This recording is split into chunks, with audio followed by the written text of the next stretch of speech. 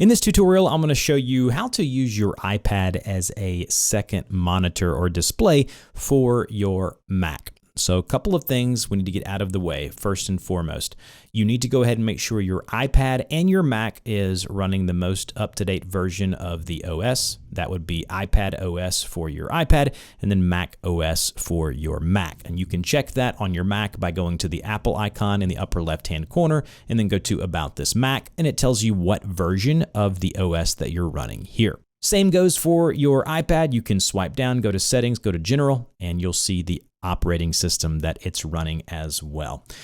Then you need to make sure on your iPad, I'll show you how to do it now, that you are logged into the same Apple ID as your Mac. You also need to make sure that handoff is enabled. You can just see me swiping down here, typing in the word handoff, and then it's under continuity right here. Tap into that and make sure that handoff is over to the right and enabled. And then you need to be connected to Wi-Fi as well as Bluetooth enabled. Make sure all of that is done. And when you're ready, all you need to do is go over to your Mac, go to the Control Center in the upper right-hand corner, click on this icon here to bring up all of your settings here. And then you'll see one here that looks like two rectangles. You can see that here. That is the screen mirroring option. Click on that.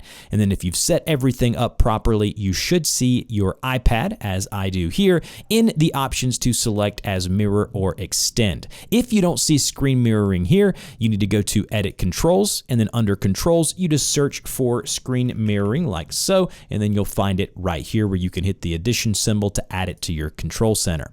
Once you're there and you've connected your iPad like so, it should connect it. You can go to your displays settings here on your Mac by going to Spotlight right here and then typing the word displays like so, and then it'll take you to this setting here, and you should see your iPad here and then your Mac on the other side. You can always rearrange those by going to Arrange and then changing if you want your Mac on the left or right. That's really kind of personal preference. And then if you wanted to, instead of just having it mirror what you're doing on your Mac, you can actually select your iPad here and go to Extend or Mirror Display like so. And then when you do that, it will allow you to basically utilize it as a second monitor on your Mac.